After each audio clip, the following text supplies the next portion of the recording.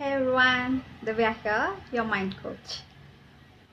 So if you would ask me if there is any particular role model I have, then my answer would be no.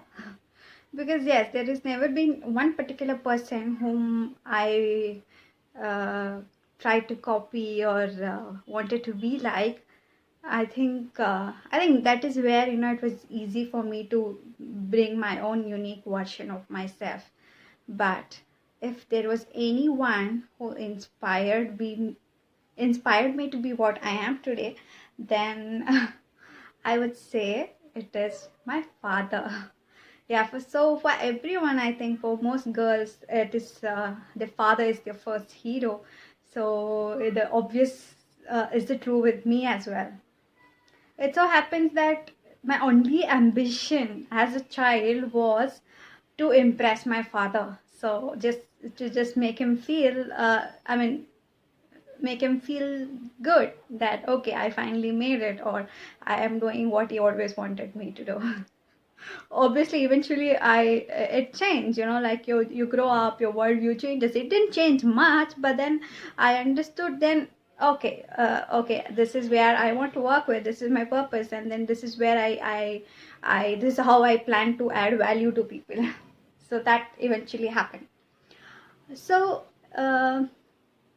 it's like my father is a man of few words, so he never taught me anything in particular. So he didn't say you have to be this is how you need to be and all that. Okay, he's a man of very few words. Say if I'm speaking 10,000 words a day, he might hardly speak some thousand. That's just an analogy. I don't speak so much. So it's just that he taught me in the way he lived life. So it's just like I got this opportunity to see, observe, and then learn, and then inculcate the same in my life. So it's like he lost his father when he was an infant, um, pretty early in life, when he was very young, and he had this difficulty in completing his education. Say for example, when he finished it's like when he got some good marks in his 10th standard, my grandmother was worried. It's like she instead of being happy that my father has passed his examination, she was worried that okay, if at all he had failed, I would have kept him for cattle grazing. I would have sent him, and then this is like, if now he is passed, he's going to demand to study further. The same happened. My father, like, he chose to study further, and somehow he went to an organization, we call it as a matha, and he studied there, and then he did his diploma, and he migrated from village to Bangalore, that is where I stay, in search of a job. And that is where he used to emphasize a lot on education. So I was this lucky one, because I was so good at studies, and I always was his favorite. And we've seen the way he's had this very strong values, of being on the righteous path, doing what is actually the right thing to do, irrespective of whatever the odds are. So there's one time when we were growing up, and he was this inspection manager. So he used to work in the die casting division, and then that is where machines are manufactured, and they also buy machines from other organization. And then because he was the inspection manager, and if he approves, then the machines are purchased. So that's when a lot of in small industries, they used to try to be in very good terms with him. And especially on Diwali, he used to, not Diwali, we have this festival called Ayudh Puja, where all the machineries are worshipped. And that is when he used to get this loads of sweets.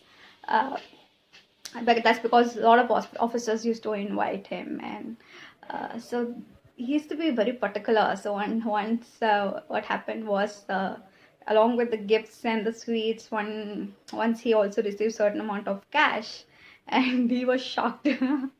So the next day he made sure he would go and return it back to the concerned people, and that is where we learned, okay, so it's not about having extra money to spend, but it is about having money earned in the right way.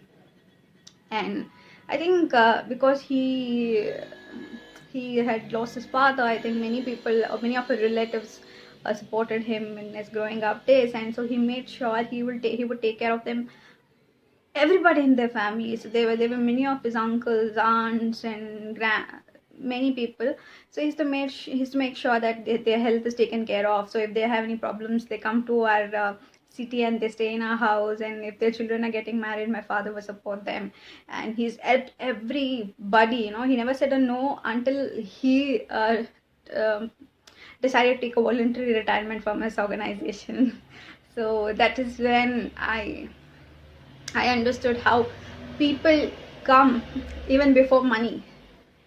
Okay, so there are a lot of such virtues which I have learned from him. The values, the strong values I'm proud of. I have imbibed from him, and then it has become a solid foundation. So obviously, wherever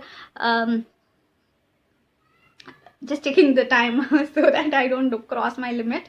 So yes, I agree that when I chose to take psychology, I was not very happy with that, but I think by now he's almost convinced, or he's just happy that I made the right decision for myself, because I'm doing good for myself as of now. Although you might not tell it, I told you he's not a very vocal person, but I think he's also come to terms with the fact that I chose something for myself, but eventually it is working good. So you people have me talking to all of you in front, I mean, to this day, for what I've become, and then I owe it to him. So I might have not told him this anytime, but it's that yeah, I owe this to him, and then it's absolutely fantastic that I can actually credit whatever I am doing today to him. So this is what I wanted to share for today. Thanks for watching. Bye.